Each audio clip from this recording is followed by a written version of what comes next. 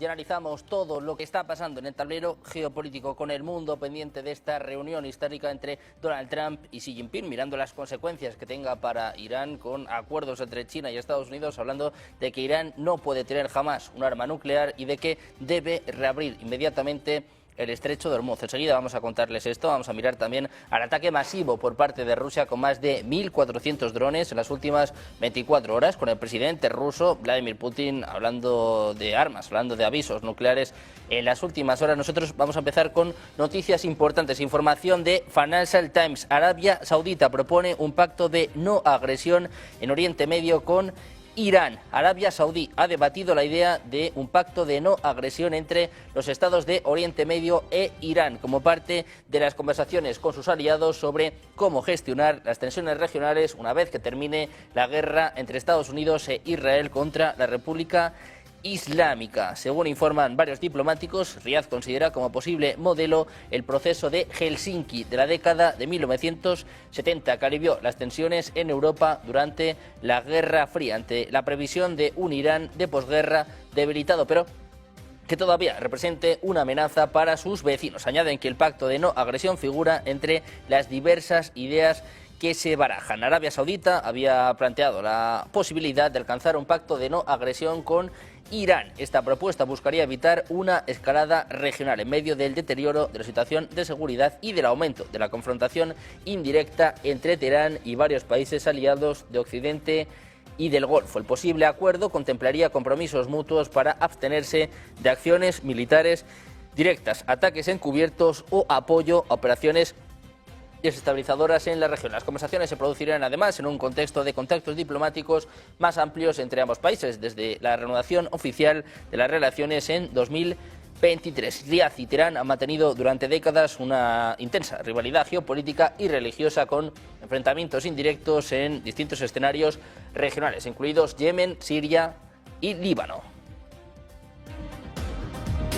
Mientras tanto, el presidente chino Xi Jinping elogiaba la visita de Donald Trump a Pekín, calificándola de histórica, insistiendo en que los dos países deberían ser socios en lugar de rivales. Decía que lograr la gran revitalización de la nación china y hacer que Estados Unidos vuelva a ser grande pueden ir de la mano. Decía Xi, podemos ayudarnos mutuamente a tener éxito y a promover el bienestar del mundo entero.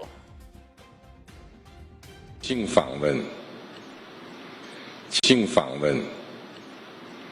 今年是中国食物开局之年，14亿多中国人民立足于5000多年中华文明深厚基础，正在以高质量发展全面推进中国式现代化。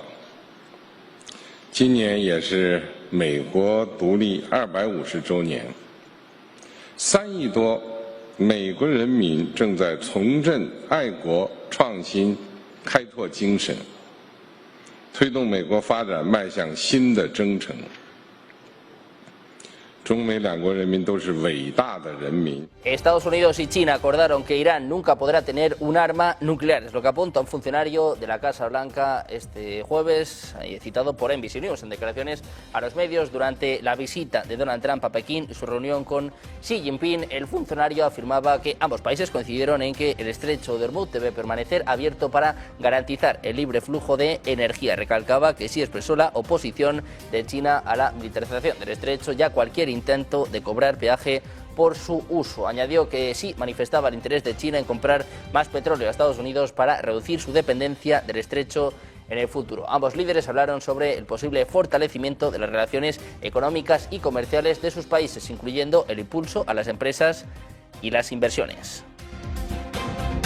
Y por último hablamos de Rusia, que lanzaba en las últimas 24 horas uno de los mayores ataques aéreos contra Ucrania desde el inicio de la guerra, empleando más de 1.400 drones y más de 50 misiles en una ofensiva masiva que ha golpeado primero varias regiones del oeste del país y después la capital, Kiev. Autoridades ucranianas han informado de explosiones y de daños en distintas ciudades, mientras las defensas antiaéreas permanecieron activas durante gran parte de la noche y la madrugada. El ataque se produjo en varias oleadas y afectó infraestructuras energéticas, instalaciones logísticas y zonas urbanas. En Kiev, los sistemas de defensa aérea interceptaron numerosos proyectiles, aunque fragmentos de drones y de misiles provocaron incendios y daños materiales en distintos distritos de la ciudad. Equipos de emergencia trabajaron durante horas para extinguir los fuegos y asistir a la población. Mientras se habla de momento de 16 heridos en este ataque masivo por parte de Rusia, mientras se habla también de cómo afecte a Irán estas conversaciones en Pekín, nosotros vamos con los analistas, vamos con los expertos y hoy les presentamos a Cristian Lamesa, analista internacional. ¿Qué tal? Buenas, Cristian. Buenas tardes. Buenas tardes, Sergio. Encantado de estar con vos y con el colega. Tenemos, por supuesto, a Emiliano García Coso, profesor de ICADE, de Derecho Internacional y Relaciones Internacionales. ¿Qué tal, Emiliano? Buenas tardes. Muy buenas tardes, Cristian, y muy buenos días, Cristian. Encantados de contar con los dos por aquí en un día, bueno, marcado sobre todo por esta visita histórica de Donald Trump con contrapartida, contrainvitación. Ha invitado Trump a Xi Jinping a la Casa Blanca el próximo 24 de septiembre. Os quiero preguntar, bueno, pues qué esperáis de esta cumbre, qué os parecen estas primeras declaraciones, de momento con mucha amistad, con mucho acercamiento, incluso, bueno, con ciertos acuerdos, ¿no? Sobre todo en lo que refiere a Hormuz o al hecho de que Irán no pueda tener un arma nuclear. Emiliano, ¿cómo ves esta cita, esta reunión entre Trump y Xi? Bueno, aparentemente se está desarrollando en términos de cordialidad, aunque recordemos que el presidente Xi Jinping no fue a recibir al presidente Trump al aeropuerto, lo cual ya indica, digamos, un cierto distanciamiento en las relaciones. Y luego, sobre los posibles acuerdos, pues yo no lo tengo tan claro, porque depende qué versión de la prensa que mires. Pues en la prensa norteamericana, los comunicados de la propia Casa Blanca hablan que efectivamente hay acuerdo en el armamento, en el control o limitación del armamento nuclear de Irán y, por supuesto, en el estrecho de Hormuz, que era lo que lógicamente coincidían ambas potencias. Pero si luego lees la prensa china o los comunicados del gobierno chino, pues no hacen una referencia tan expresa a la energía nuclear. Por lo tanto, pues bueno, ya sabes que en dos visiones diferentes del mundo, pues hay también dos comunicados diferentes de lo que ha podido ser las primeras conversaciones entre ambos líderes. En el estrecho de Hormuz estaba claro que iba a haber un consenso, en tanto en cuanto uno de los principales interesados es China, aunque recordemos que las autoridades iraníes en el estrecho de Hormuz han dejado pasar casi 30 barcos de bandera china o con destino a China y por lo tanto, pues bueno, la afectación a ese paso de barcos hacia China es más limitado porque las autoridades iraníes lo permiten, aunque luego ya depende del segundo bloqueo que está haciendo Estados Unidos. Entonces ahí, obviamente, a China, que es la dominadora mundial en temas de supply chain y de compañías marítimas, pues no le interesa que un Estado que ha pasado a denominarse el Golfo de Persia, ¿no? En lugar de estrecho de Hormuz, el Golfo de Persia, pues se pueda tener un control absoluto y establecer peajes, igual que tampoco le interesa en Malaca o tampoco le interesaría en Gibraltar. Es decir, eso afectaría directamente a la capacidad económica y de distribución que tienen las autoridades chinas. En todo lo demás, que supuestamente han hablado, pues está discutible. China ha ofrecido como contraprestación en esa visión puramente economicista del presidente Trump las famosas 3 Bs, ¿no? Beans, Beef y Boeing, la compra de los 3 grandes productos que puede vender el mercado norteamericano hacia China, pero me imagino que eso irá con una contrapartida de reducir o no volver a activar ciertas guerras comerciales. Obviamente sigue habiendo puntos de conflicto, como es el caso de las tierras raras y minerales raros, que es donde tienen una gran capacidad China. Y luego pues ha sido sorprendente la comitiva empresarial que acompaña, puesto que si Estados Unidos no retira las limitaciones a inversiones o a productos o empresas chinas, pues difícilmente China va a hacer concesiones al señor Elon Musk o a cualquiera de los que le acompañan en la comitiva al señor Trump. Bueno, pues una de las cuestiones que se están dirimiendo es hasta qué punto China abre su economía. Es una de las grandes victorias que se quiere apuntar Donald Trump. Veremos si se consigue o no algún acercamiento en este sentido. De momento se habla de lo que pueda pasar sobre todo con Taiwán. Cristian, la principal línea roja que ha marcado Xi Jinping es, podemos hablar de materia comercial, podemos hablar de Irán, pero no me toques Taiwán o tendremos un problema, ¿no? Básicamente es lo que le decía el líder chino. Sí, a ver, Taiwán es un tema sagrado para China, ni más ni menos, y yo creo que en ese sentido, me parece que Xi Jinping con esa sabiduría que tiene el pueblo chino, y en este caso su mandatario, va con la diplomacia, con una recepción muy amistosa, pero al mismo tiempo mostrando la fuerza que tiene y cuáles son sus líneas rojas. Imagínate, Sergio, que, como vos bien sabés, la unicidad de China es casi un tema obsesivo para el gobierno chino, para el pueblo chino, ya desde hace mucho tiempo, desde hace siglos, ante su milenaria historia, que hubieron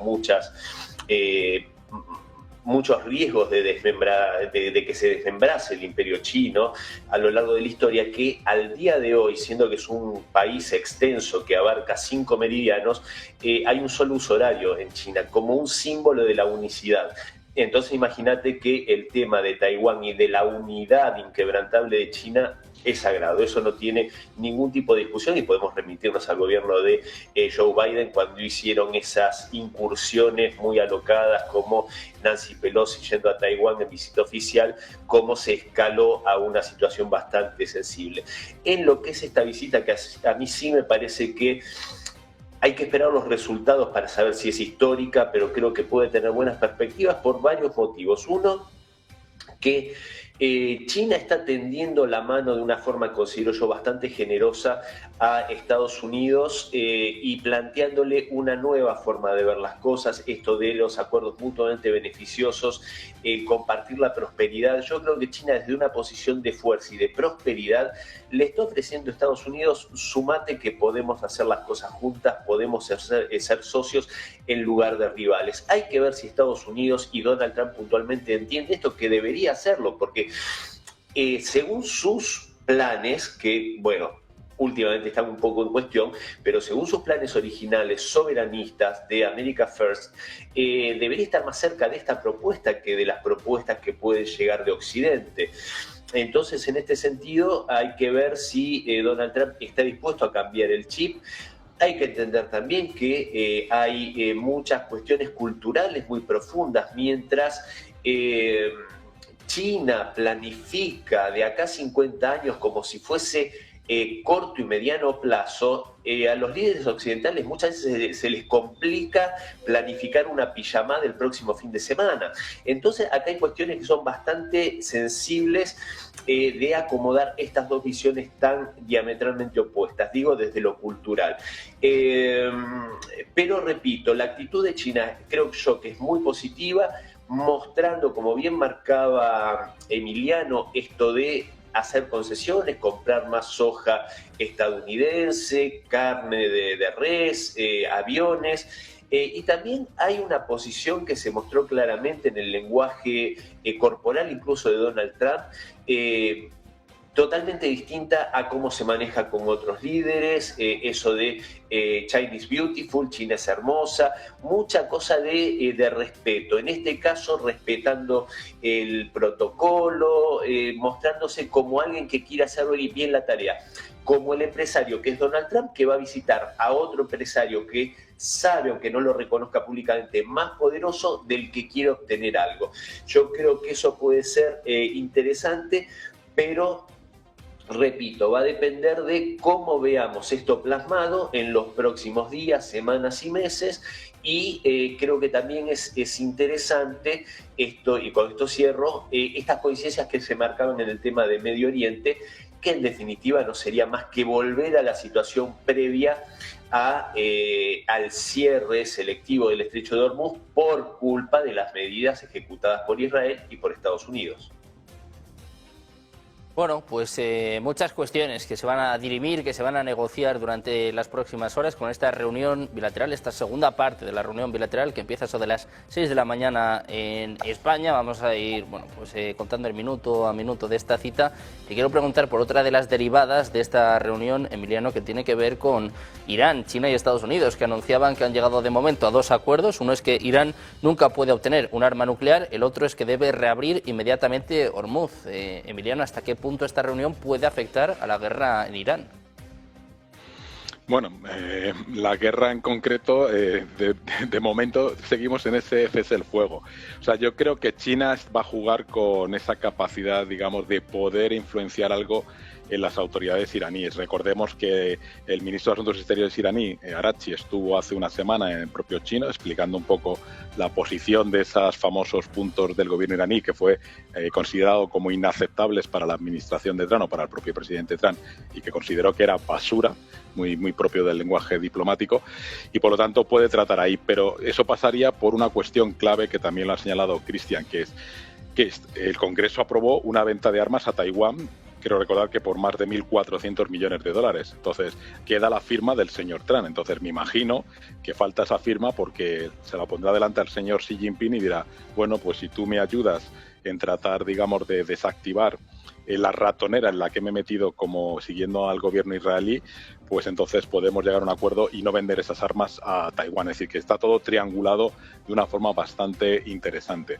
¿Qué es lo que ocurre? Que lo del arma nuclear, yo creo que hay que volver a reiterar. Las autoridades iraníes, por activa y por pasiva, por decretos o fatuas del propio Khomeini antes de que lo matasen en el año 2000, nunca han dicho que quieran un arma nuclear. Es decir, una cosa es que tengan el uranio enriquecido al 60% y ahora dicen que también lo pueden acelerar al 90% para poder fabricar armas nucleares, y otra cosa es que tengan un interés específico de desarrollar esas armas nucleares.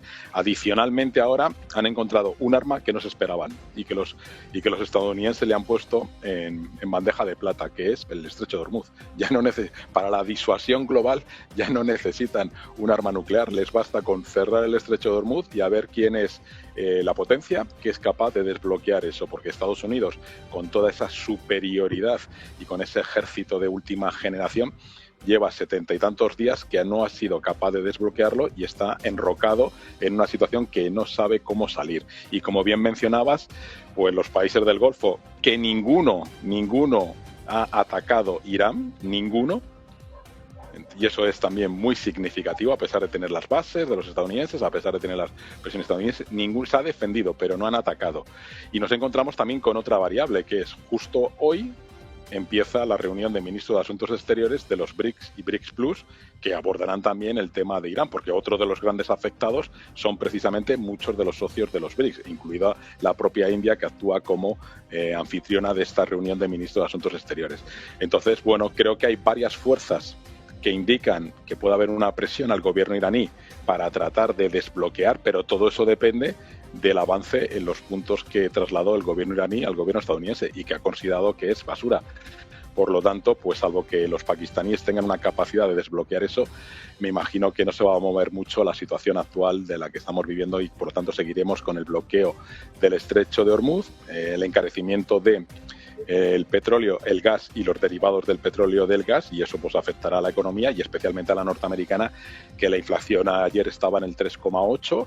El nuevo presidente de la Reserva Federal tendrá que ver qué hace, si mantiene los tipos de interés, lo cual es un problema, y en algunos estados de Estados Unidos no estamos hablando ya de 4,50 el galón, sino estamos hablando de 6, 7 y 8 dólares el galón, que hace imposible que se mantenga económicamente las promesas del señor Trump. Entonces hay muchos factores internos y externos que hacen que la situación pueda prorrogarse otro tiempo más.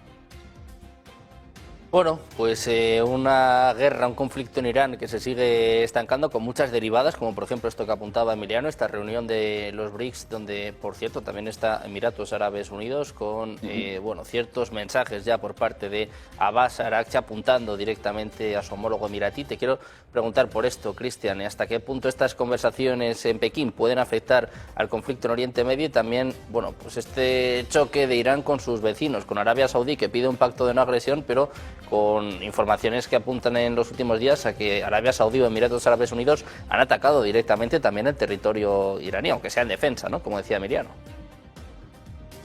Sí, a ver, hay varios aspectos para abordar esto. Por un lado, en las últimas horas se supo que el ministro de Relaciones Exteriores iraní hizo un pedido formal a los demás integrantes de los BRICS para condenar de una forma más enfática las agresiones y la actitud de Estados Unidos y de Israel. Esto obviamente es un mensaje sutil pero bastante directo, principalmente creo yo a China, ¿no? y a otros miembros, pero digamos en este contexto China recibiendo a Donald Trump en Beijing en una visita oficial de muy alto perfil. Y esto obviamente es indudable que para China es un tema importante, sin duda va a estar sobre la mesa, para China y para Estados Unidos va a estar sobre la mesa. Por un lado, Estados Unidos desnudó una gran impotencia en esta situación, de considerar que esto iba a ser un paseo por Caracas, a no poder destrabar este bloqueo parcial del estrecho de Hormuz con su gran armada, como decía Emiliano, y teniendo que pedir ayuda a que otros países, China y demás, los ayuden a abrir el estrecho de Hormuz. O sea, se muestra totalmente impotente, lo cual por supuesto que no le ayuda demasiado, ¿no? Esta incapacidad. Y para China también es importante esto porque recordemos que el 12% del petróleo que utiliza China es de origen de Irán, que es el 90% del petróleo iraní que es comprado por China. Entonces, obviamente que es bastante importante que se pueda resolver esta situación. Creo que para Estados Unidos, para obtener una salida medianamente elegante, que hasta ahora no lo está consiguiendo, para China, para poder destrabar esto y obviamente conseguir también la situación previa, que era la de no pagar peaje por el paso por el estrecho de Hormuz, que todo esto es consecuencia de la torpeza política de Donald Trump, hay que decirlo, al dejarse llevar por los enloquecidos líderes israelíes. Y ahí vamos a algo que me parece que también tenemos que poner sobre la mesa, que me parece una actitud bastante interesante de Arabia Saudita, plantear este pacto de no agresión con Irán, porque lo hemos referido en varias oportunidades en esta misma pantalla. Si bien hace muchas décadas atrás, digamos hace 60 años, 70 años podríamos decir, que Israel estaba rodeado de enemigos, desde hace bastante tiempo el que está rodeado de enemigos es Irán, a mi modo de ver. Entonces, marcar un pacto de no agresión que genere una situación estable en la región respecto de Irán, me parece que es una muy buena noticia. Bombardeada, saboteada sin duda por el régimen israelí, porque, y con esto cierro, si nos fijamos en declaraciones de hace un par de días atrás, simplemente de Bezalel Smotrich, este enloquecido ministro de Finanzas de Benjamín Netanyahu, que decía que de esta situación de guerra con Irán, Israel necesariamente tenía que salir con las fronteras modificadas, o sea, absorbiendo Gaza, absorbiendo la Cisjordania ocupada, absorbiendo parte del Líbano, absorbiendo parte de Siria.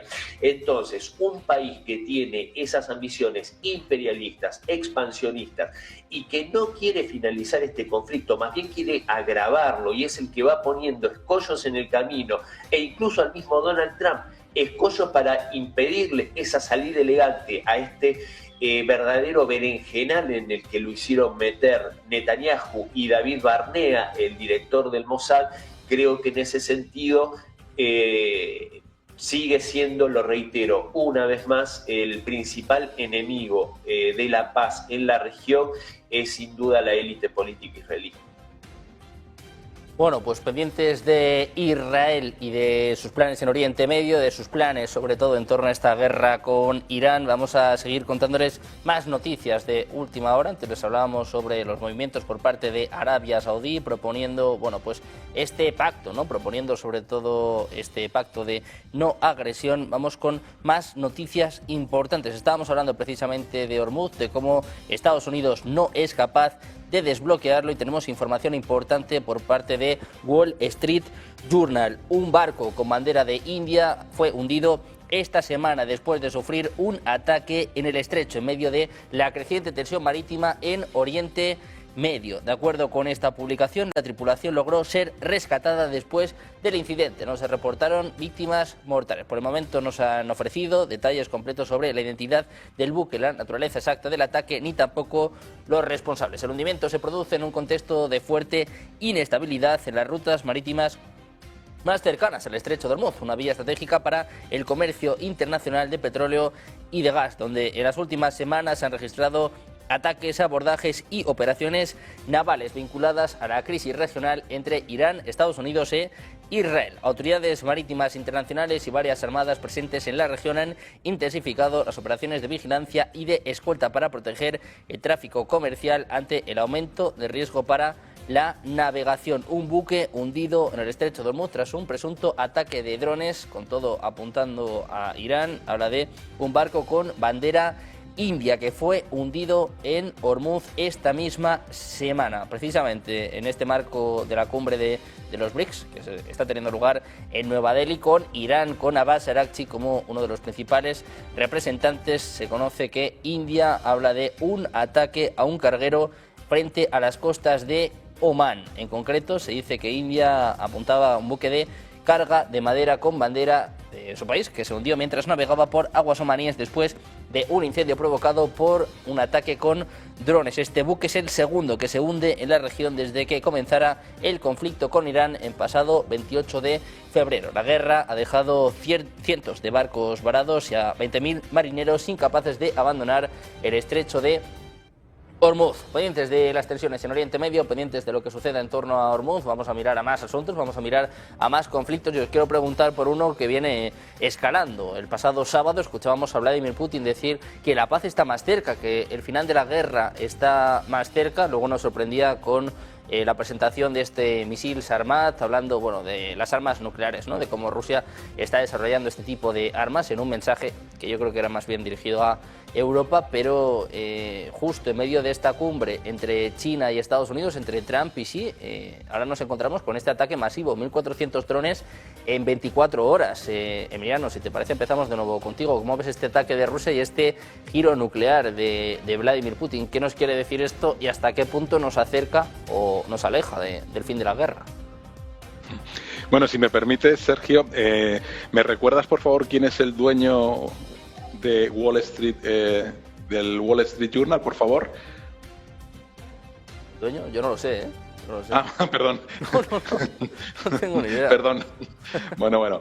No, esto es un poco ironía porque, fíjate, la noticia que has mencionado del barco indio, pues resulta que los que son anfitriones y que están recibiendo al ministro de Asuntos Exteriores Araghchi es el ministro de Exteriores indio y se van a reunir con el presidente de India. Entonces llama un poco la atención que no haya salido en ninguna conversación este hundimiento del barco de bandera india, y con las acusaciones que parece dejar la noticia de que han sido los iraníes.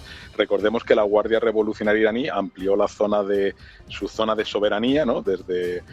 Precisamente desde el puerto de Fujairah en Emiratos Árabes hasta Irán, y por el otro lado la isla de Kez también hasta Emiratos Árabes, que es realmente el que le preocupa desde el punto de vista de su alianza con Estados Unidos y con el gobierno israelí, puesto que Emiratos Árabes Unidos es uno de los pocos países que participaba en los acuerdos de Abraham del reconocimiento de relaciones con Israel. Entonces es bastante curioso. Lo que sí que parece que es cierto es que hoy un barco que estaba dirigiéndose al puerto de Fujairah de Emiratos Árabes ha sido apresado y parece que va hacia aguas iraníes. No se sabe todavía la bandera, etcétera, etcétera. Entonces, bueno, lo digo porque el tono de la noticia da a entender cosas que, bueno, si no se confirman, pues si se contrasta con otras situaciones que se están produciendo en India, dueño y señor de ese barco, pues a lo mejor no sé si está totalmente contrastado. Pero bueno, dicho esto, vuelvo al tema de Rusia, que bueno, que el fin de la guerra ni no lo sabemos, ni creo que lo vayamos a saber, porque como nos tiene acostumbrados el señor Putin,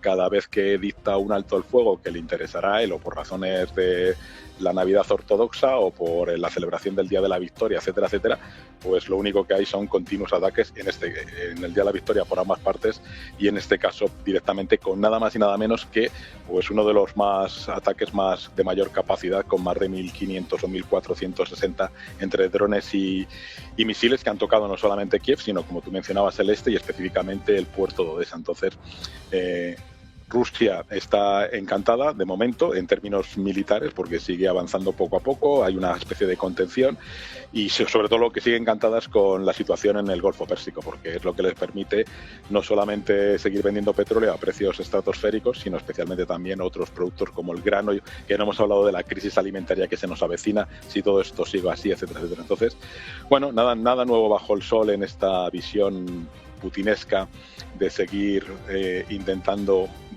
matar, asesinar a ciudadanos ucranianos en diferentes partes y tratar de doblegar a Ucrania, pero cada vez lo tiene más difícil. Primero, por la situación económica interna de Rusia y segundo, porque lo que ha demostrado Ucrania con la ayuda de los europeos, especialmente ahora, es una capacidad de aguante, de resiliencia y de contraatacar, incluso bombardear con drones múltiples refinerías rusas, tanto hacia Leningrado como hacia la zona del Mar Negro, que cada vez le debe estar preocupando más al señor Putin y al Estado Mayor del Ejército ruso esa capacidad de aguante, porque ahí están las defensas aéreas que siguen derribando cientos de drones de esos miles que envían y bueno, y aguantando y con una capacidad y un desarrollo de una industria de drones que ya están exportando. Recordemos la visita del señor Zelensky al Golfo Pérsico para vender y llevar a sus soldados para que les enseñen a manejar las defensas antiaéreas contra drones. Entonces, bueno, nada nuevo bajo el sol. Bueno, pues pendientes de este ataque masivo por parte de Rusia en una semana que ha estado marcada también por esta presentación del misil Sarmat, que va a estar a disposición del ejército ruso antes de finales de año. Un hecho, bueno, pues bastante importante y un mensaje que decía antes, Cristian, tiene pinta de que no va solo para Ucrania, sino que va también para Europa. Sí, yo creo que especialmente va para Europa el mensaje, porque hay que recordar que el gran patrocinador en este momento, si bien al inicio de toda esta historia, que no comienza en 2022, hay que recordar que el inicio de esta historia, y podemos ir más atrás, pero ya fue con la administración Obama-Biden. Si bien el gran patrocinador es Estados Unidos, hoy el pulmón que le queda al régimen de Kiev es evidentemente Europa, ¿no? Esta Europa globalista y en ese sentido yo creo que este mensaje sobre el misil Sarmat es un mensaje directo a Europa, también a Estados Unidos por elevación, ¿no? O sea, hablar de un misil intercontinental que puede dar la vuelta al mundo, literalmente, 34.000 kilómetros de alcance, es algo que pone, o sea, no hay lugar seguro sobre la tierra si es que Rusia se dispone a tomar una medida final, que creo que es lo que no quiere hacer, creo que es lo que viene tratando de evitar, pero al mismo tiempo tratando de hacerles entender a sus enemigos, hay que decirlo con todas las letras, que esto puede ir en serio, porque de hecho ni la Alemania de hoy, que parece empezar a tener nostalgia de la Alemania de 1933 a 1945, ni el Reino Unido, ni Francia, ni ninguno de estos países que fracasaron en otros intentos de destruir a Rusia, parece que quieren ir por la revancha. Entonces creo que Rusia está intentando evitarlo, pero le están dejando pocas alternativas, creo yo, porque no desisten en sus intenciones, como decía Emiliano, estos ataques en profundidad que se hacen en territorio ruso, a refinerías, etcétera, son imposibles sin el acompañamiento de la OTAN. Entonces, evidentemente, hay muchos en Rusia que están pidiendo ya un golpe contundente hace bastante tiempo, que se preguntan si Estados Unidos estaría dispuesto a dar una respuesta nuclear a un ataque con armamento nuclear táctico sobre algún lugarcito de uno de los países bálticos, por decirlo de algún modo. No creen que vayan a arriesgar Chicago, Nueva York, Los Ángeles por una aldea báltica, pero bueno, yo creo que el presidente Putin entiende que eso es una apuesta muy arriesgada, que no quiere hacerla. Pero, repito, el pueblo ruso ya está un poco cansado, reconocen el liderazgo de Putin. Me causa gracia cuando en Occidente se dice la caída de popularidad de Putin de alrededor del 80% al 70%. Sí, es una caída, pero son números que se le caería la baba a Macron, a Merz o a cualquiera de los líderes occidentales de tener esa esos números. Pero sin duda el pueblo ruso se está hastiando, quiere medidas más contundentes, ya están bastante cansados de la mano con guante de seda. Y yo creo que a esto se debe estos ataques de los últimos días más contundentes, sin tener tantos miramientos, porque realmente si nosotros vemos cifras oficiales de la ONU respecto de las bajas civiles en esta guerra en Ucrania, es sorprendente el bajo número.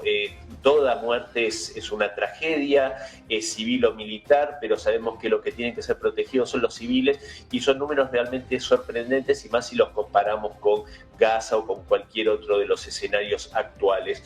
Dicho esto, y para no extenderme mucho más, esto también contrasta y tiene que ver con lo que se está viendo ya hace bastantes meses, digamos, que se empezó a desnudar en Occidente a partir de la llegada de Donald Trump, la verdadera cara del régimen ucraniano, ¿no? Y en las últimas horas el juicio y el encarcelamiento de Andrei Yermak es realmente escandaloso, ¿no? Un tipo acusado y encarcelado y procesado, veremos qué dice la justicia finalmente, por lavado de dinero, por corrupción, y que se sabe ahora, hay un dato anecdótico de color, ¿no? Que parece que consultaba como jefe de la oficina presidencial, consultaba a una clarividente, bruja, como querramos llamarle, algunas de las medidas de gobierno. Ese cocoliche es lo que viene gobernando Ucrania.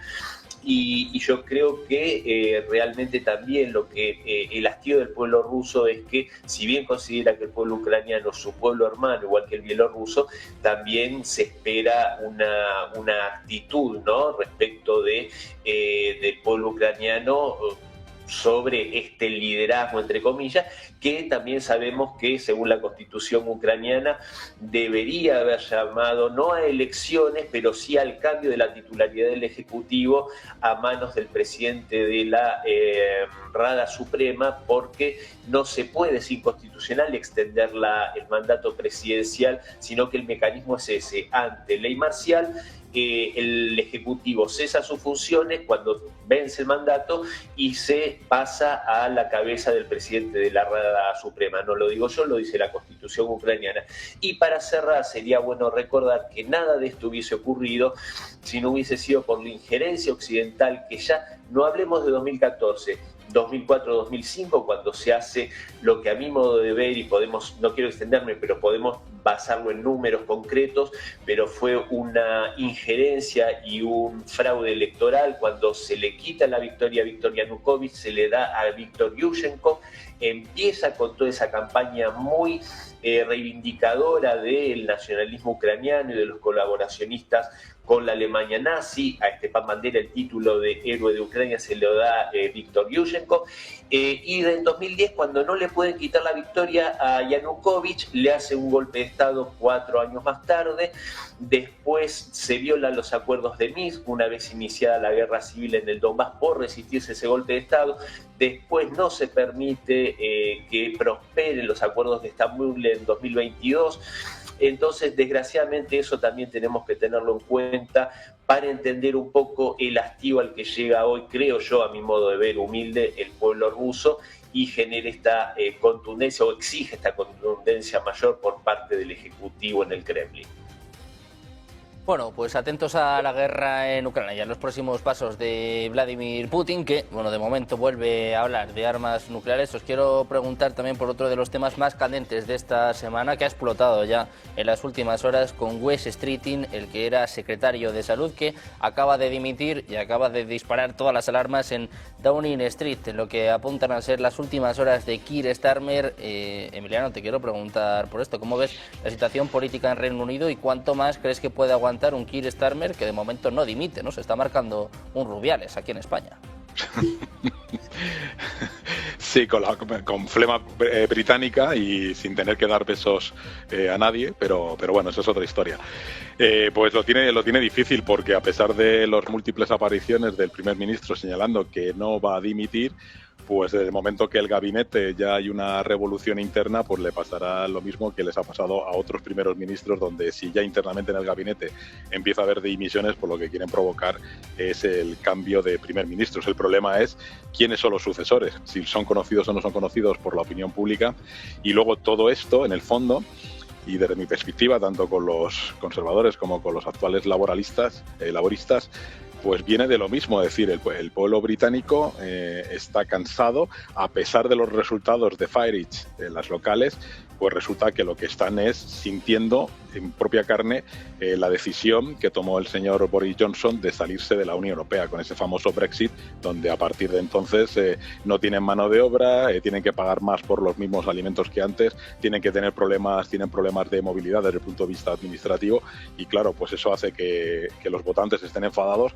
y castiguen a los laboristas o cualquier otro que venga. Entonces, bueno, pues desgraciadamente en situaciones de pueblos o votantes, digamos, enfadados con sus gobernantes, pues hace que lo que surjan sean los partidos populistas de extrema izquierda y especialmente de extrema derecha, que es lo que estamos viviendo en muchos países europeos y que nos puede llevar a una situación bastante complicada y de difícil solución, porque recordemos que todos estos partidos populistas lo que quieren es acabar con el sistema desde dentro, con las reglas del propio sistema democrático, y luego vendrán, digamos,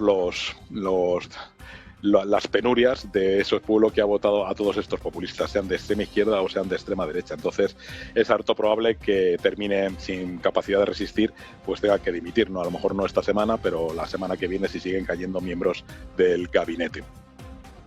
Bueno, pues veremos qué pasa en Reino Unido. De momento 81 diputados ya, pues están hablando, ¿no?, de esta renuncia de Keir Starmer. Estamos, pues sobre todo atentos a lo que suceda con Nigel Farage. Cristian, te quiero preguntar por esto. Después de las elecciones municipales, que fueron un palo para el Partido Laborista, pues parece que el futuro de Keir Starmer está en entredicho, ¿no? Hablábamos antes de la popularidad de Vladimir Putin y parece que otro líder europeo está a punto de caer.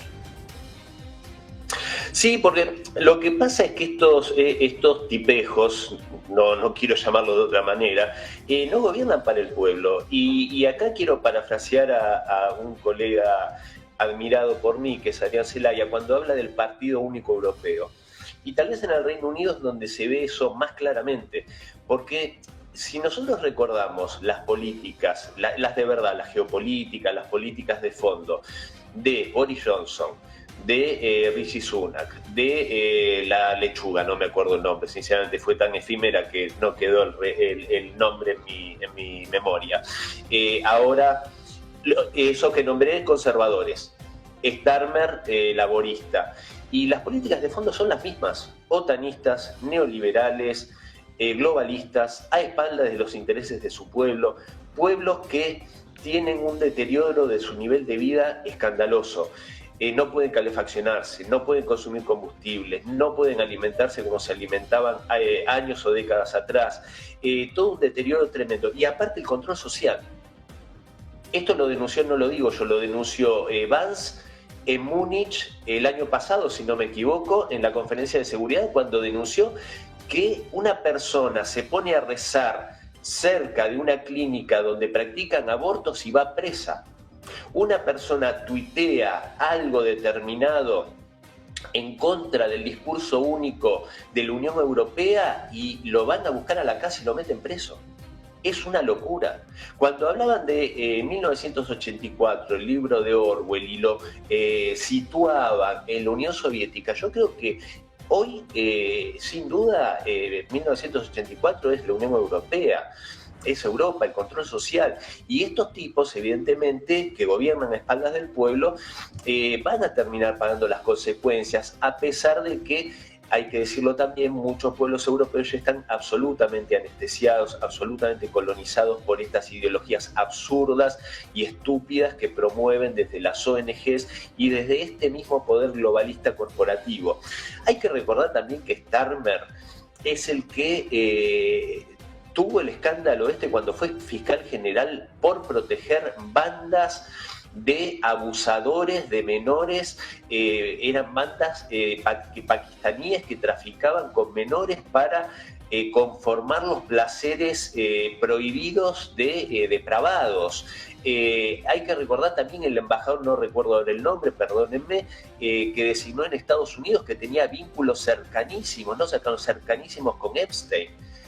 Toda una serie de escándalos con las mismas connotaciones, bueno, en Reino Unido, bueno, hasta Andrew Mountbatten Windsor, el ex príncipe, también metido hasta las cejas en ese lodo de corrupción y de degeneración. Entonces, realmente, que este hombre creo que no debería haber estado ni 10 minutos en Downing Street con ese prontuario con el que venía, pero bueno, evidentemente es funcional a los intereses globalistas, que de última, si ahora cae Starmer, vendrá otro que será lo mismo con otra cara, como lo fue antes Rishi Sunak, siendo conservador, o Boris Johnson. ¿Por qué? Cambiar algo para que nada cambie, porque los patrones siguen siendo lo mismo. Rishi Sunak, que trabajaba para Goldman Sachs y ahora volvió a su oficina en Goldman Sachs. Entonces es todo realmente un menjunje, una cosa tan podrida que no solo atraviesa al Reino Unido, también sucede, y ustedes lo saben mejor que yo, con escándalos de corrupción y con cosas bastante oscuras en España, sucede en otros países, y estas fuerzas que se le llaman populistas, que yo no sé si son de extrema izquierda, de extrema derecha, lo que sí sé que sería bueno y sería una buena noticia que empiecen a llegar al poder partidos que tengan una inspiración soberanista y que les preocupe mucho más trabajar por el bienestar del pueblo al que tienen que servir, que servirse de ellos y trabajar como seres serviles para las corporaciones, que en definitiva son los que los manejan. Bueno, pues el mundo pendiente de lo que suceda en Reino Unido, de si Starmer aguanta o no este pulso, que bueno, parece que va a tener lugar en las próximas horas. Muchísimas gracias a los dos por estar con nosotros, Cristian, Emiliano. Un placer contar con los dos por aquí. Muchas gracias. Buenas tardes. Un abrazo, buena tarde. Buen día. Nosotros vamos a hacer nada, una pequeña pausa, 2 minutos y enseguida más geopolítica. Alberto Iturralde, Negocios Televisión.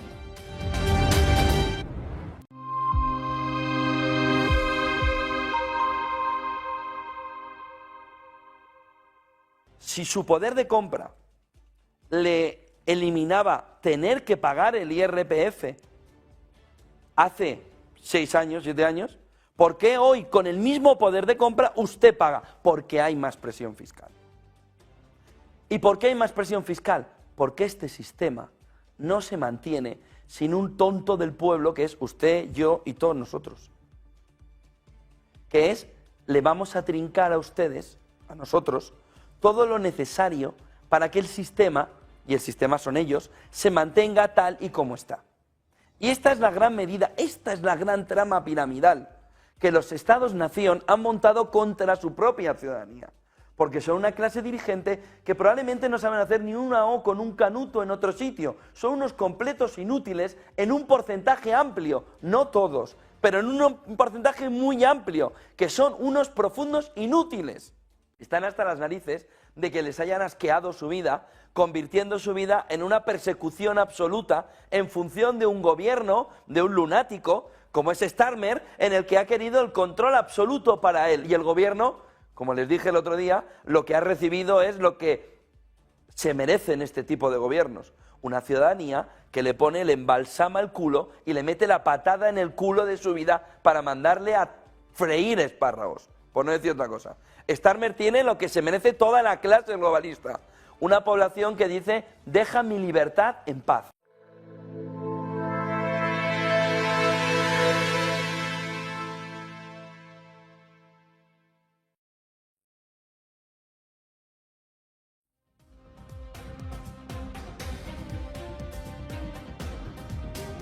Ya estamos de vuelta a Negocios Televisión, seguimos atentos a las últimas horas con Arabia Saudí, que busca una desescalada, con Donald Trump, que dice en estos momentos a Fox que Xi Jinping ha ofrecido ayuda con respecto a Irán y sobre todo con el mundo mirando a esta cumbre histórica. Vamos a analizar todas estas cuestiones de la mano de Alberto Iturralde, responsable de Operativa DAX, que está con nosotros un jueves más en Negocios Televisión. Alberto, ¿qué tal? Muy buenas tardes. Muy buenas tardes, muy bien. Encantados de contar contigo y deseando saber tu opinión sobre, bueno, pues esta cita, esta cumbre, el mundo mirando a Trump y a Xi, en lo que parece un acercamiento. ¿Cuál es tu lectura?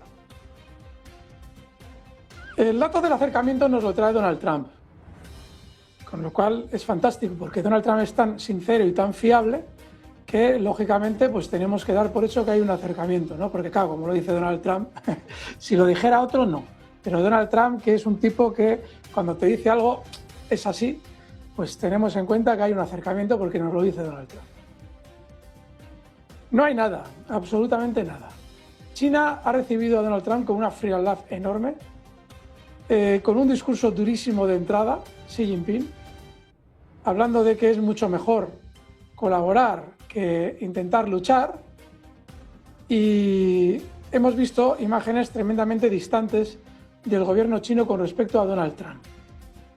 Recordemos que ya hace semana y pico, se confirmaba que Indonesia permitiría el tránsito por sus cielos de manera libre a los aviones estadounidenses.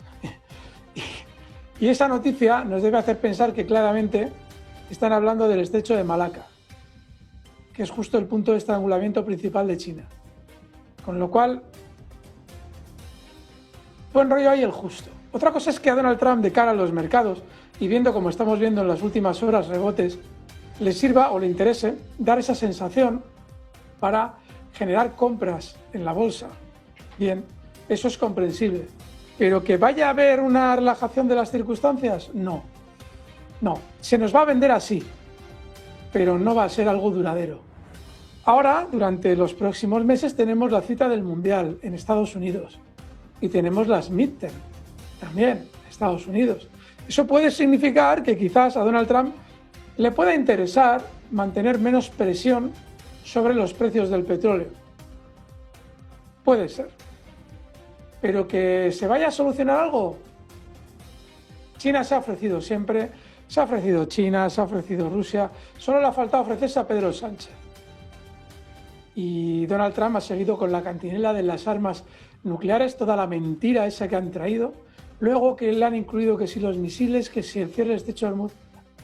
Simplemente estamos viviendo una mascarada en la que a unos individuos les interesa, a unos individuos no, a un imperio le interesa eliminar competidores energéticos globales, es decir, sacar de la ecuación global del petróleo a los países del Golfo, incluido Irán si pueden, y si pueden también llevar a todos los países a una guerra para ellos venderles las armas. Porque claro, como ya no pueden fabricar de manera eficiente un vehículo, bueno, pues tienen la esperanza de así, dice, bueno, sí podremos fabricar armas. Porque eso ya le han dicho a Ford, por ejemplo, fabricante de vehículos, que si puede que acelere en la producción de municiones. Ford, municiones. ¿De cara a qué? Pues de cara a, obviamente, poder vender mucho más en el futuro, que es lo que necesitan, vender más. Energía y municiones. Así es que no, en ese escenario es imposible que cualquier paz que se plantee en Irán sea algo estable y duradero en el tiempo. Será algo de cara a los mercados, a conseguir que BlackRock pueda vender títulos en el mercado, bueno, la dinámica habitual, pero nada duradero. Bueno, pues uno de los temas que sin duda van a tratar y que sin duda más conciernen sobre todo a China, sobre todo a Xi Jinping, tienen que ver con Taiwán, con esta venta de armamento por parte de Estados Unidos. Hay un paquete que está, bueno, solo a la espera de la firma del propio Donald Trump, y hoy Xi Jinping se lo ha dejado muy claro al presidente de Estados Unidos. Le ha dicho, oye, esto es una línea roja, si cruzas esto podemos incluso tener un conflicto abierto. Estamos hablando de acercamiento, ¿no? Estamos hablando incluso de buenas relaciones, buenas conversaciones, pero sí se lo ha dejado muy claro a Donald Trump. Taiwán es una línea roja que no se puede cruzar. Bueno, es posible que alguien de los que nos está viendo, como no conoce igual a Donald Trump o no ha oído mucho hablar de él, le decimos, Donald Trump no le dice ni una verdad al médico. Eso lo sabemos todos los millones de personas que puede haber en el planeta. Si esta persona en concreto no lo sabe, pues entonces que le haga mucho caso a Donald Trump cuando dice que todo ha sido maravilloso.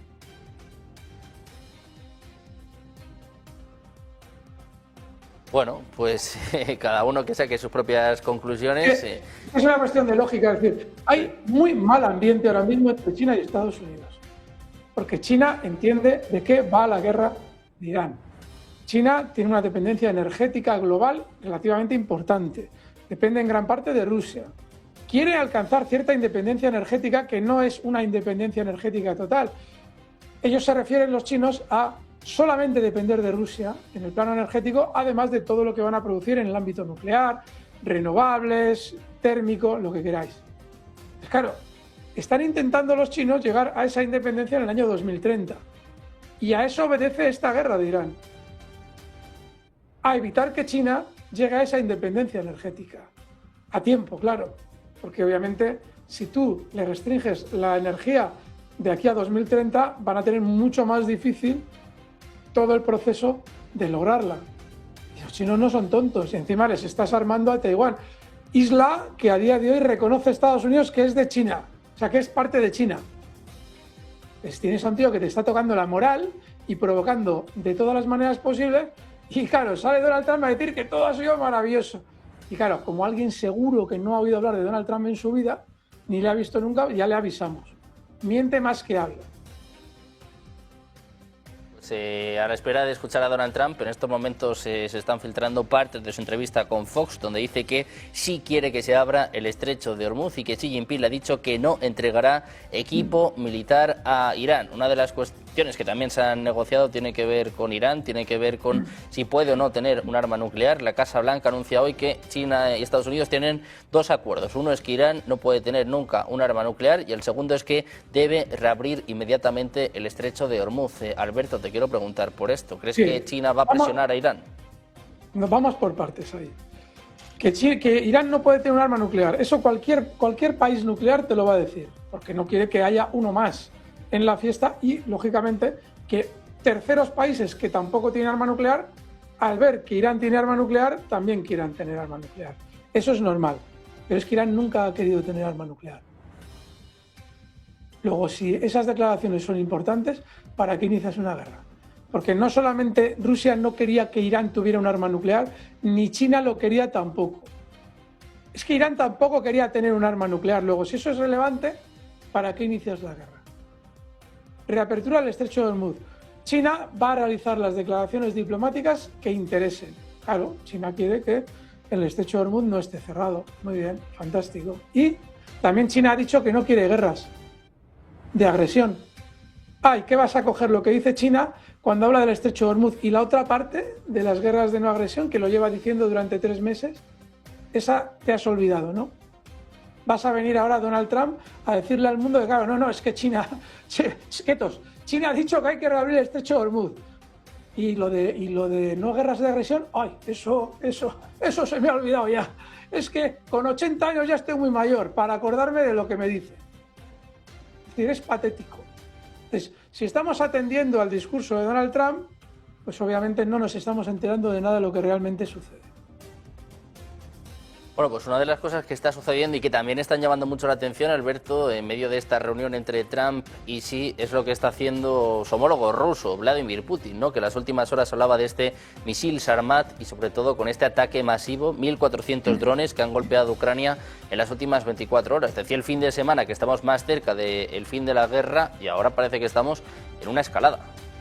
Pues han pisado el acelerador bien los rusos, porque el anterior ataque creo que más intenso habría sido con casi 1.000 drones, pero 1.400 no. Sí, a Putin le están apretando, no porque le estén forzando a nada, sino porque, claro, llevan mucho tiempo diciéndole, oye, que estamos yendo muy lentos con este tema, que igual hay que resolverlo, que los estadounidenses están mintiendo a la hora de decirnos que quieren negociar. Y claro, Putin hasta ahora ha dado muchas oportunidades a la negociación, pero ya se ha dado cuenta de que es todo mentira. Porque mientras le estaban diciendo que, hombre, que sí, que vamos a llegar a la paz en Ucrania, le estaban atacando a petroleros e incautando petroleros en aguas internacionales. Uno ha atacado en el Ártico y otro en Senegal, y le cuentan al mundo que han sido los ucranianos. Claro, ya la gente de Putin le está diciendo, dice, mira, estamos haciendo el tonto. Y Putin habrá dicho, pues sí, la verdad es que le hemos dado todas las oportunidades a esto y ahora ha tocado ya, pisar el acelerador. Veremos qué pasa en los próximos meses, pero lo normal es que Putin apriete el acelerador a fondo. Y es normal que lo apriete a fondo.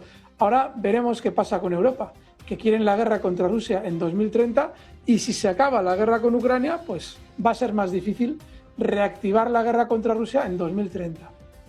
Por eso probablemente también Rusia está pisando el acelerador. Pero es lo normal. Es normal que haya un cierto descontento. Ojo, después de lo que se ha visto en Irán. Era comprensible la actitud de Putin hasta la guerra de Irán. Después de la guerra de Irán, no, porque ya claramente se ha visto a qué está jugando Estados Unidos. Y eso ya a Rusia no le interesa. Están contemporizando con Rusia, los estadounidenses, para que se alargue la guerra todo lo posible. Así es que ahora no les interesa seguir jugando. Bueno, pues hablando de juegos y de guerras, uno de los principales focos de Donald Trump, iba a decir en su legislatura, pero también incluso antes de las elecciones, tiene que ver con los BRICS. Hemos visto esta captura de Nicolás Maduro, hemos visto este ataque a Irán, estás hablando, ¿no?, también de cómo se está desarrollando la guerra con Rusia, y hoy precisamente tenemos reunión de los BRICS, reunión de los ministros de Asuntos Exteriores. ¿Hasta qué punto puede haber tensión en los BRICS por esta reunión entre Trump y Xi? Tiene que haber, no por una reunión entre Trump y Xi, porque claramente todos son conscientes de que esas reuniones se tienen que dar y de que no hay un ambiente especialmente agradable. No. Hay tensión por cómo han actuado algunos de los países de los BRICS con respecto a la crisis en Irán. Entre ellos Emiratos Árabes Unidos y también India. Sobre todo esos dos. Luego ya hay más, pero Emiratos Árabes Unidos e India han tenido una actitud muy poco edificante con respecto a Irán.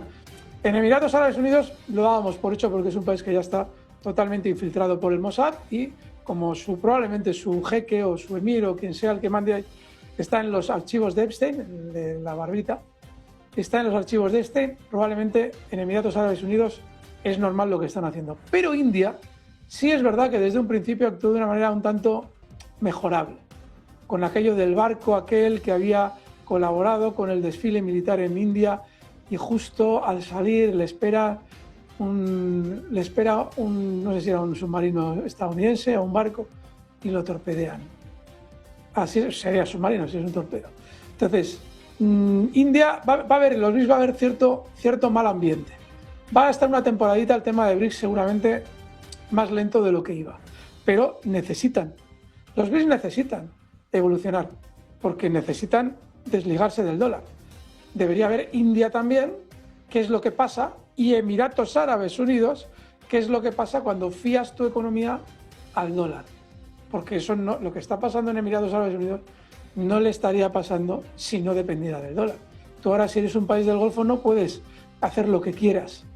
Lo puedes hacer hasta cierto punto, porque si haces lo que quieras, Estados Unidos te va a ti a incluir dentro de los grupos que financian el terrorismo y te va a congelar todos tus activos en Estados Unidos, que es donde los han tenido que enviar los Emiratos Árabes Unidos, Arabia Saudí, Kuwait, Bahrein, Qatar, durante las últimas décadas, con lo cual tienes muy poco margen de maniobra. Así es que veremos, pero todos deberían estar interesados en ir poco a poco saliendo del dólar.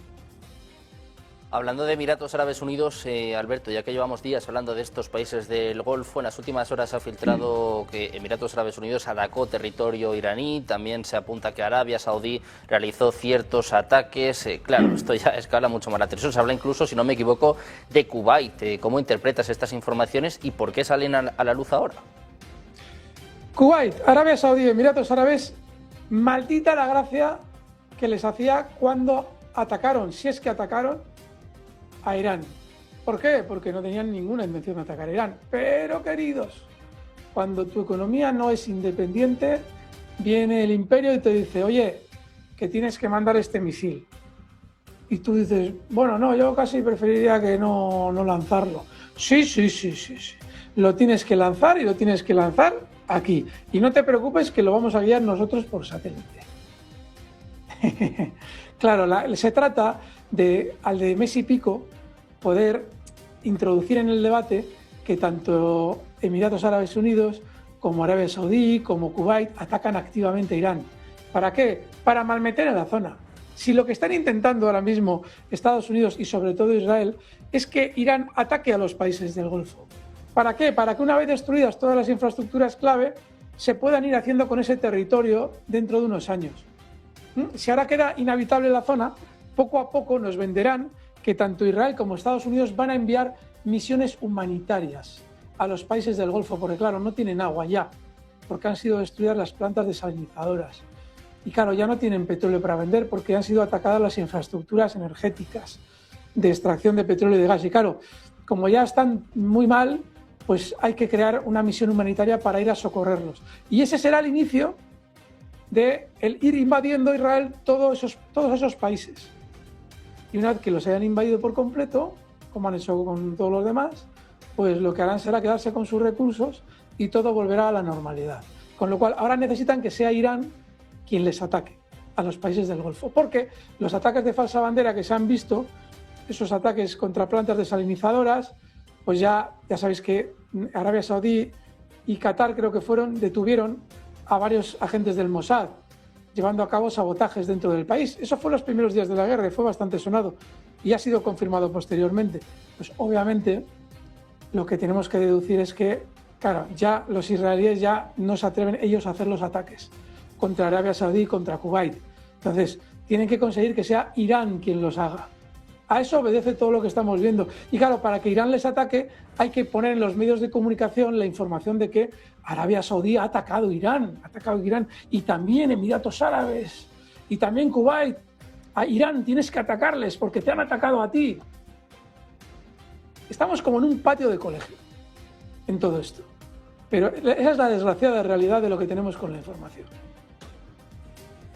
Bueno, pues el mundo pendiente de esta tensión en Oriente Medio, de quién ha bombardeado, de quién ha atacado a quién y sobre todo pendientes de qué pasa después de esta reunión, si estamos ante una escalada o una desescalada. Alberto, muchísimas gracias por estar con nosotros, muchas gracias por tu tiempo. Un placer, como siempre. Gracias, fuerte abrazo. Fuerte abrazo, amigos. Nosotros vamos a seguir mirando a las últimas horas, pendientes precisamente de Irán. Vamos a contar mensajes por parte de Donald Trump. El presidente de Estados Unidos ha revelado detalles sobre su conversación con Xi Jinping. En una entrevista con la cadena Fox dice que hay negociaciones con su homólogo chino en relación al conflicto iraní. Confirma que Pekín no va a suministrar armas a Teherán. El presidente de Estados Unidos asegura que sí, le ha comunicado que China no entregará equipo militar a Irán y que además desea que el estrecho de Hormuz permanezca abierto al tráfico marítimo internacional. Según declaraciones recogidas por Fox, Trump afirmaba que sí ofreció ayuda en relación con la crisis iraní, aunque no detalló en qué consistía exactamente esa colaboración. Las declaraciones llegan en un momento de máxima tensión en Oriente Medio, marcado por incidentes navales, operaciones militares y amenazas al tránsito marítimo en el Golfo Pérsico. El estrecho de Hormuz constituye una de las rutas energéticas más importantes del mundo, por donde circula una parte significativa del petróleo y de gas comercializados internacionalmente. China mantiene una fuerte dependencia energética de la región y es uno de los principales compradores de petróleo iraní, por lo que la estabilidad del estrecho representa un interés estratégico clave para Pekín. Hasta ahora el gobierno chino no ha emitido comentarios oficiales adicionales sobre las afirmaciones realizadas por parte de Donald Trump.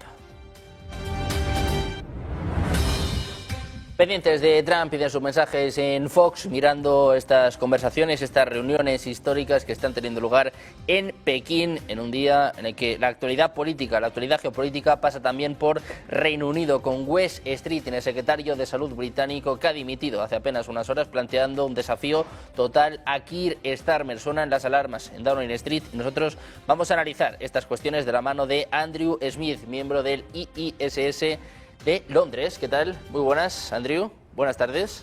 Buenas tardes, un placer. Bueno, pues Andrew, deseando saber un poco más de lo que está pasando en estos momentos en Downing Street, con una semana que viene marcada por esta dimisión prácticamente continua de diputados laboristas. Si no me equivoco, ya se ha llegado a 81, que es el número mágico, ¿no? El número para llevar a cabo este desafío directo a Keir Starmer. Cuéntanos cómo se ha vivido esta destitución, esta dimisión de Keir Starmer y cómo de cerca estamos de la caída de Starmer. Decía yo, la dimisión de Wes Street, perdona. Efectivamente, los sucesos de la última semana recuerdan aquella frase de Harold Macmillan en el año 63 que decía: una semana es un periodo eterno en la política. Y todo comenzó con las elecciones municipales y las de Escocia y Gales, que fueron un batacazo monumental para el Partido Laborista, pero también para el Partido Conservador y en menor grado para los liberales demócratas, con un auge de los nuevos partidos, los verdes, pero sobre todo Reform UK. La convulsión en el Partido Laborista, Wes Streeting, que dimitió hace unas horas, el ministro de Sanidad, es el quinto ministro que dimite desde entonces, y los 112 diputados laboristas que han firmado una lista pidiendo cambios en el liderazgo del Partido Laborista y que esto no podía ser así. 81 es el número mágico que necesita el Partido Parlamentario Laborista, según sus propias reglas, tienen que avalar a un candidato al liderazgo del Partido Laborista. Estas son reglas que se hicieron hace poco, especialmente para hacer muy difícil un proceso de cambio de líder tan barato como los conservadores desde el año 2010, que pasaron por 6 líderes en una década, a un líder por cada 2 años. No querían caer en esa enfermedad. Por lo tanto, lo que acaba de suceder hoy en este periodo de incertidumbre es que el secretario de Sanidad, el ministro de Sanidad, Wes Streeting, ha dimitido, pero todavía no ha postulado su candidatura como en un proceso de elección del líder laborista. Necesita 81 avales y hay gente que dice que ya los tiene, pero que está esperando un efecto cascada de otros ministros que dimitan, como puede ser el de tecnología y alguno más, y sobre todo tapear, o como se dice, minar, hacer un sondeo de los 403 diputados laboristas que ven que ante los resultados de la semana pasada todas su trabajo, o sea, el ser diputado, puede caer en otra avalancha electoral que se previene, o sea, que no tiene asegurado su futuro. El problema con estas mayorías tan grandes en Gran Bretaña, nos damos cuenta que las elecciones del 24 las ganó Starmer con solamente el 33% del voto y consiguió 403 escaños, 2/3 partes, con mayorías muy exiguas en un sistema electoral de distrito único. Por lo tanto, hay una gran inseguridad en el partido y el número de 81 para avalar puede dar pie a que se contenga esta carrera hacia sustituir a Starmer. Por lo tanto, estamos en un proceso de indecisión y estamos en un proceso de que hay un descontento brutal contra el liderazgo de Starmer. Todo, si me permiten extenderme un minuto más, en el año 24 Starmer fue vendido como un cambio del caos que existía en Gran Bretaña a partir de la crisis de Lehman Brothers, que luego se tradujo en un primer gobierno de coalición desde los años 20 del siglo pasado entre liberales, demócratas y conservadores, que produjeron el referéndum del Brexit y luego el caos con la pandemia, los gobiernos de Bojo, un estancamiento económico, una crisis de identidad y la fracturación del sistema político. Y se vendió a Starmer como cuando se vendió a Tony Blair en el año 97, una regeneración, y esto no ha fructificado. Y por lo tanto existe una gran frustración en el país y un deseo de cambio, pero que a pesar de haber apretado el botón del cambio ya 7 veces desde el referéndum del Brexit, todavía no han encontrado al líder que pueda sacar a Gran Bretaña del pantano en que se encuentra ahora mismo en todos los aspectos. Bueno, pues un momento desde luego muy complicado para Reino Unido. Estábamos hablando de Streeting, estábamos hablando de Starmer, también se habla de Miliband, que está sopesando postularse también como primer ministro. Te quiero preguntar por esto, ¿qué nombres están sonando en las quinielas y cuál puede ser el nombre que devuelva la estabilidad a Reino Unido? Porque parece que Starmer no va a ser, tuvo una mayoría absoluta, prácticamente histórica, pero es que se la ha cargado en menos de 2 años. El genio ha salido de la botella y es prácticamente imposible volverlo a meter. Starmer tiene un futuro político que puede ser semanas o meses, pero como mucho los 3 años que quedan de legislatura y muy problemáticos si logra sobrevivir esta gran crisis.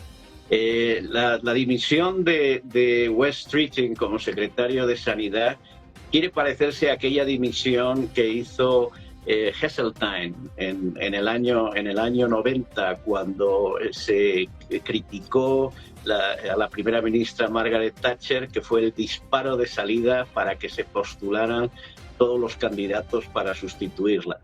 El efecto ahora es que Ed Miliband está esperando como otros candidatos, pero todavía no se ha postulado Wes Streeting como candidato. Ed Miliband tiene pocas posibilidades, en mi opinión, puesto que ya fracasó anteriormente y dentro del Partido Laborista es bastante controvertido. Hay 3 familias dentro del Partido Laborista en estos momentos. Wes Streeting es el favorito del sector más conservador. Luego está Andy Burnham, que es el alcalde en estos momentos de Gran Manchester, pero el problema que tiene es que no es diputado y entonces necesita acordar con un parlamentario que dimita para ponerse él de diputado y así poder acceder al proceso de reelección. Luego está Angela Rayner, que fue la número 2 de Starmer, pero tuvo que dimitir por un escándalo de Hacienda que hace unas semanas lo ha resuelto y por lo tanto puede ser una candidata. Ella es la favorita del sector más populista y más de lo que llaman el muro rojo, que se perdió con el Brexit y se perdió en las municipales con Reform y los verdes. Y luego está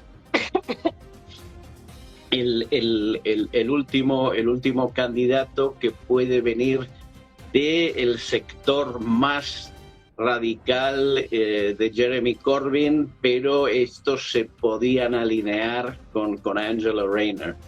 El golpe maestro que puede dar el primer ministro Starmer es, ahora hay una vacante para ministro de Sanidad, sería nombrar a Angela Rayner como nueva ministra de Sanidad para así neutralizar ese flanco que es el más débil que tiene en estos momentos. Y así forzar un proceso largo de reselección que le permita a él, con el paso del tiempo, volver atrás esta incertidumbre y consolidarse por lo menos temporalmente. Un factor muy importante fue ayer el discurso del rey con el programa legislativo que pronunció para este año legislativo en la Cámara de los Comunes. Ha sido bastante frustrante para el ala más que se llama progresista o de izquierda o de centro izquierda del laborismo, puesto que es muy poca definición en el tema económico, en el tema de ayudas a los sectores más desfavorecidos, en el tema de subvenciones, ¿cómo se dice? En el calendario que llaman ellos de apoyar, el Estado apoyar a los grupos más débiles, puesto que la apuesta que está haciendo Starmer, que también apoya a Andy Burnham, es una agenda de un laborismo tipo Tony Blair y Gordon Brown, en el cual se favorece al crecimiento económico como solución a los problemas de Gran Bretaña. Y por eso mismo, uno de los asesores de Starmer que se ha visto en los últimos días fue las conversaciones telefónicas con el ex primer ministro y Chancellor of the Exchequer, ministro de Hacienda antiguo, Gordon Brown, con varias visitas al número 10 de Downing Street. Por lo tanto, las perspectivas están entre esos tres candidatos y Wes Streeting será el como se dicen en las carreras de maratón, ¿no? La liebre que hace saltar a todos los candidatos. Pero seguramente habrá más que Ed Miliband, habrá 2 o 3 más que saltarán al ruedo para tratar de hacer méritos para ser ministro en un futuro gabinete del sucesor de Starmer si los laboristas siguen en el poder, porque la amenaza grande que tienen es Reform UK y los Verdes, que son las 2 grandes formaciones políticas en auge en el Reino Unido en estos momentos. Andrew, por esto te quiero preguntar por un Nigel Farage del que, bueno, ya han salido nuevas informaciones. Habla de 5 millones de libras que le donó, bueno, pues un gran empresario. Dicen que después se compró una casa por más de 1 millón de libras, pero por mucho que salgan noticias en torno a Nigel Farage, que por cierto, que dice que le pagaron esto por 27 años luchando por el Brexit. Miren cómo está Reino Unido después del Brexit y, bueno, Nigel Farage no solo sigue sacando pecho, sino que además le va bien en las elecciones. Te quiero preguntar por esto, el gran peligro para Starmer, el gran peligro para los laboristas es Nigel Farage. ¿Tiene incluso opciones de ser primer ministro en el futuro? Muy buena pregunta. El sistema electoral británico está diseñado con circunscripción única para los 2 grandes partidos y la alternancia. Y por lo tanto favorece excesivamente a cualquier partido que saque más de un 40-42% y le da mayorías aseguradas. Lo que ha sucedido a partir del Brexit, que por cierto ya está prácticamente el consenso de que ha sido el mayor error estratégico geopolítico de Gran Bretaña en los últimos 5 siglos y que ha quitado aproximadamente un 3 y un 6% del crecimiento de la riqueza del país, se ha disuelto entre 6 formaciones políticas en Inglaterra y entre 7 y 8 en Escocia y Gales. Por lo tanto, un diputado puede salir con el 18%, 20% del voto. Entonces, realmente unas elecciones generales en Gran Bretaña es realmente tirar los dados al aire, porque puede salir, como ha salido en la última vez, un partido Reform UK que ha quedado segundo en realidad, pero ha sacado solo 8 diputados, y los conservadores, con un porcentaje similar, ha sacado 118. La variación de 500 votos en cada circunscripción puede significar un diputado o no tenerlo. El caso es que Reform UK, si logra el 30%, lo mismo que los Verdes, puede llegar a tener mayorías como la ha tenido el Partido Laborista y, por supuesto, puede seguir siendo el primer ministro.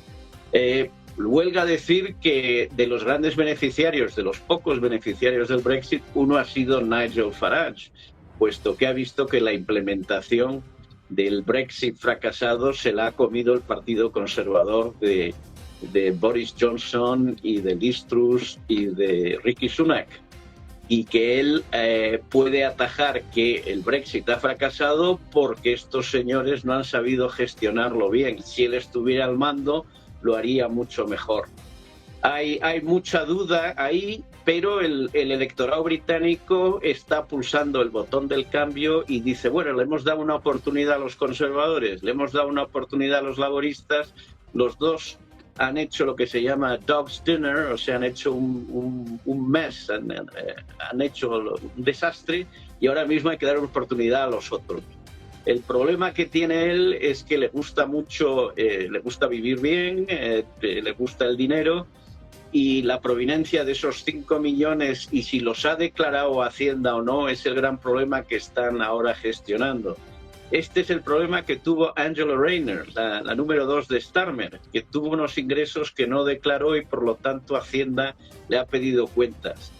Si Farage puede dar cuentas de este ingreso y que ha pagado los impuestos correspondientes, no tendrá ningún problema. Si no, sería inhabilitado, que sería un problema bastante difícil de resolver para su partido, puesto que el partido Reform UK es Nigel Farage. O sea, no hay banquillo, no hay cancha, es lo que se llama one man and a dog, un hombre y un perro, en la idiosincrasia de Whitehall, ¿no? ¿Qué pasa con Farage? ¿Cuánto aguanta en su puesto Keir Starmer? Y si estamos o no ante una revuelta laborista, si termina o no, llevándose por delante al primer ministro. Andrew, muchísimas gracias por estar con nosotros. Gracias por todas estas claves en el día de hoy. Un placer contar contigo. Un placer, buenas tardes. Buena tarde, un abrazo, Andrew. Nosotros vamos a hacer una pequeña pausa, un par de minutos, y enseguida seguimos con más información mirando a Reino Unido, a las tensiones en Oriente Medio y sobre todo pendientes de esta cita histórica entre China y Estados Unidos, entre Trump y Xi. Una pausa, 2 minutos, enseguida la información, las últimas horas con Sandro Meco.